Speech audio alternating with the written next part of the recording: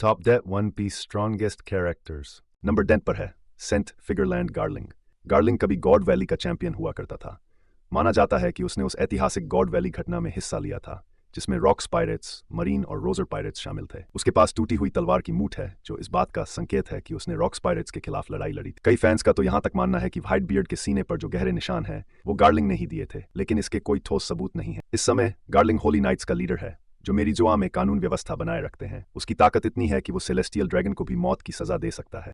Number 9 पर है five elders. Five elders को आम लोग वर्ल्ड गवर्नमेंट के सबसे ऊंचे पद पर मानते हैं, लेकिन सालों से फैंस ये सोचते आ रहे हैं क्या ये बुजुर्ग सिर्फ राजनीतिक शक्ति रखते हैं या इनमें लड़ाई की भी कोई ताकत है। हाल ही में मंगा में सेंट जेगार्सिया सैटर्न, जो फाइव एल्डर्स में से एक हैं, एगहेड आइलैंड पर पहुंचे हैं जो अब एक युद्ध क्षेत्र बनने वाला है। अब सवाल उठता है, क्या कोई कमजोर इंसान इतने खतरनाक और ताकतवर कैरेक्टर्स के बीच जाने की हिम्मत कर सकता है? बिल्कुल नहीं। यही कारण है कि माना जा रहा है कि फाइव एल्डर्स सिर्फ नेता नहीं बल्कि अनुभवी योद्धा भी हैं। इतना ही नहीं, एक और एल्डर को तलवार पकड़े हुए भी देखा गया है, जो इस बात को और मजबूत करता है कि ये लोग केवल राजनीति में नहीं बल्कि कॉम्बैट में भी माहिर हैं। नंबर 8 पर है ड्राक्यूल मिहोक। मिहोक पहले एक शिचिबुकाई थे, लेकिन इस सिस्टम के खत्म हो जाने के बाद वो फिर से एक वांटेड मैन बन चुके हैं। उन्हें दुनिया का सबसे ताकतवर तलवारबाज माना जाता है और ये टाइटल उन्हें टॉप लेवल फाइटर्स की लिस्ट में लाकर खड़ा कर देता है। मिहोक के पास है एक साइजो ओवाजामोनो ग्रेड की तलवार जिसका नाम है योरू। ये एक पूरी तरह से काली ब्लेड है जो उसकी ताकत और स्टाइल दोनों को दर्शाती है। मिहोक कभी शैंक्स का प्रतिद्वंदी भी था और इन दोनों की लड़ाइयों ने पूरे ग्रैंड लाइन को हिलाकर रख दिया था। मिहोक को केनबुनशोकु हाकी और बुसोशोकु हाकी दोनों में जबरदस्त महारत हासिल है। अब तक कोई भी ऐसा किरदार सामने नहीं आया है जो उसकी असली ताकत को चुनौती दे सके, लेकिन हो सकता है बहुत जल्द उसका अपना ही शिष्य उसे टक्कर देने आ जाए। नंबर 7 पर है monkey D dragon. Dragon revolutionary army के लीडर हैं। उन्होंने ये सेना क्यों बनाई इसका असली कारण अब तक सामने नहीं आया है, लेकिन इतना तय है कि उन्हें वर्ल्ड गवर्नमेंट के काले सच की गहराई से जानकारी है। अब तक ड्रैगन ने किसी बड़े युद्ध में हिस्सा नहीं लिया है, इसलिए उनकी असली ताकत का अंदाजा लगाना मुश्किल है। लेकिन कुछ बातें इस ओर इशारा करती हैं कि ड्रैगन की ताकत किसी फ्लीट एडमिरल या योंको से कम नहीं। उन्हें दुनिया का सबसे खतरनाक क्रिमिनल कहा जाता है और ये टाइटल बिना किसी वजह के नहीं मिला। उनके राइट हैंड मैन साबो एक एडमिरल से बिना किसी परेशानी के लड़ चुका है। इससे यह साफ झलकता है कि ड्रैगन की ताकत उससे भी कहीं आगे हो सकती है। ड्रैगन का रहस्यमय स्वभाव और वर्ल्ड गवर्नमेंट के खिलाफ बगावत उन्हें सबसे दिलचस्प और खतरनाक किरदारों में से एक बनाते हैं। नंबर 6 पर है अकाइनू। अकाइनू ने आओकिजी को हराकर मरीन का नया फ्लीट एडमिरल बनने का दर्जा हासिल किया। यह भयंकर लड़ाई पंख हैजर्ड पर हुई थी और तब से अकाइनू की ताकत को कोई नजरअंदाज नहीं कर सकता। वो एब्सोल्यूट जस्टिस में विश्वास रखता है, यानी उसके लिए न्याय सबसे पहले आता है, चाहे इसके लिए कितनी भी क्रूरता क्यों न अपनानी पड़े। अकाइनू बेहद बेरहम और अडिग है, खासकर जब बात पायरेट्स और क्रिमिनल्स को खत्म करने की आती है। उसके पास है मागू मागू नोमी, एक लोगिया टाइप डेविल फ्रूट जिसकी मदद से वो जब चाहे मैग्मा बना और चला सकता है। ये शायद सबसे ज्यादा ऑफेंसिव पावर वाला लोगिया डेविल फ्रूट है। अकाइनू ने व्हाइट बियर्ड के कई वार झेले और फिर भी मैदान में डटा रहा। यहाँ तक कि युद्ध जीतने के बाद भी उसने पायरेट्स का पीछा करना नहीं छोड़ा। उसकी दृढ़ता और विध्वंसक ताकत उसे मरीन की सबसे खतरनाक और ताकतवर ताकतों में से एक बनाती है। नंबर 5 पर है शिराहोशी। शिराहोशी नेपच्यून और ओटोहिमे की बेटी है और इस तरह से वो रियुगु किंगडम की प्रिंसेस है। अगर शारीरिक आकार की बात करें तो शिराहोशी वन पीस की सबसे बड़ी कैरेक्टर्स में से एक है, लेकिन अपनी परवरिश की वजह से उन्होंने कभी लड़ाई करना नहीं सीखा। तो फिर सवाल उठता है, क्या उन्हें इतना खतरनाक बनाता है? असल में शिराहोशी पोसेन है, यानी वो 3 एंशिएंट वेपन्स में से एक है। उन्हें समुद्र के सबसे बड़े और भयानक जीवों सी किंग्स पर पूरा नियंत्रण हासिल है। हालांकि अभी तक वो अपनी इस ताकत को पूरी तरह से काबू में नहीं कर पाई है, लेकिन वो दिन दूर नहीं जब वो इसे पूरी तरह से मास्टर कर लेंगी और जब ऐसा होगा तब शिराहोशी को पूरी दुनिया में एक डरावनी शक्ति के रूप में जाना जाएगा। नंबर 4 पर है monkey D Luffy. Luffy straw head pirates के कैप्टन है और अब वो 4 योंकों में से एक बन चुके हैं। वानो आर्क में लूफी ने अब तक की सबसे बड़ी चुनौती का सामना किया और वो थे काइडो, जिन्हें दुनिया का सबसे ताकतवर जीव कहा जाता था। लूफी ने अपने डेविल फ्रूट के अवेकनिंग और एडवांस्ड कॉन्कर हाकी के कॉम्बिनेशन से काइडो को हराकर इतिहास रच दिया। इस जीत के बाद लूफी की लोकप्रियता आसमान छूने लगी और वर्ल्ड गवर्नमेंट ने उसका बाउंटी 3 अरब बेरीज तक बढ़ा दिया। अब लूफी सिर्फ एक पायरेट नहीं बल्कि एक लीजेंड बनने की राह पर है, जो वन पीस के और भी बड़े रहस्यों को खोलने वाला है। नंबर 3 पर है ब्लैक बियर्ड, या असली नाम Marshall D Teach. Blackbeard उन चुनिंदा लोगों में से है जिन्होंने एक नहीं बल्कि 2 शैतानी फलों की ताकत हासिल की है। एक ऐसा कारनामा जो पूरी दुनिया में कोई और नहीं कर पाया। उसका पहला फल उसे गहन अंधकार को नियंत्रित करने और दूसरों की विशेष शक्तियों को निष्क्रिय करने की क्षमता देता है। दूसरे फल की वजह से वह विकराल कंपन उत्पन्न कर सकता है जिनसे जमीन तक फट सकती है। ये वही शक्ति है जो दुनिया को तहस नहस करने की क्षमता रखती है। इन दोनों असाधारण शक्तियों के साथ ब्लैक बियर्ड ने खुद को सिर्फ एक समंदर के डाकू के रूप में नहीं बल्कि एक वैश्विक खतरे के रूप में स्थापित कर लिया है। जहां बाकी योद्धा एक ताकत को संभालने में ही जिंदगी बिता देते हैं, वहीं ब्लैक बियर्ड 2 घातक शक्तियों को साध कर आगे बढ़ रहा है। यही कारण है कि कई लोग मानते हैं वो इस कहानी का सबसे अंतिम और खतरनाक दुश्मन साबित हो सकता है। नंबर 2 पर है शैंक्स। रेड हेयर पायरेट्स के लीडर शैंक्स एक ऐसा नाम है जिसे सुनते ही समुद्र कांप उठता है। वो अब तक के इकलौते ऐसे योंको है जिनके पास कोई शैतानी फल नहीं है, फिर भी उनकी ताकत किसी भी डेविल फ्रूट यूजर से कम नहीं। शैंक्स ने हाकी के हर रूप में महारत हासिल की है, खासकर कॉनकर हाकी, जिसे वो बेहद घातक स्तर तक इस्तेमाल करते हैं। अब तक उनकी पूरी ताकत सामने नहीं आई है, लेकिन उन्होंने काइडो और अकाइनु जैसे दिग्गजों को बिना किसी टकराव के पीछे हटने पर मजबूर कर दिया है। ये अपने आप में बहुत कुछ कहता है। एक झलक तो तब मिली जब उन्होंने रयोकुग्यू को सिर्फ अपने हाकी की मौजूदगी से ही डरा दिया, जबकि शैंक्स खुद वहां मौजूद भी नहीं थे। वो न सिर्फ एक स्ट्रेटेजिक लीडर हैं, बल्कि मनोवैज्ञानिक दबाव डालने वाले फाइटर भी हैं, और यही उन्हें बाकी योको से अलग बनाता है। नंबर 1 पर है इमू। इमू को वर्ल्ड गवर्नमेंट का सर्वोच्च शासक माना जाता है। एक ऐसा नाम जो हमेशा पर्दे के पीछे रहा, लेकिन जिसकी मौजूदगी पूरी दुनिया को संचालित करती है। हाल ही की घटनाओं से पता चलता है कि इमू के पास कोई ऐसी रहस्यमयी शक्ति या हथियार है जिससे लुलुसिया किंगडम जैसे पूरे देश को एक झटके में मिटाया जा सकता है। ऐसी विनाशकारी ताकत किसी आम व्यक्ति के पास नहीं हो सकती, और न ही इसे नजरअंदाज किया जा सकता है। जैसे जैसे कहानी अपने अंतिम चरण की ओर बढ़ रही है, वैसे वैसे इमू की असली ताकत और रहस्य भी धीरे धीरे सामने आएंगे। शायद वो इस पूरी सीरीज का सबसे बड़ा और निर्णायक खिलाड़ी साबित हो।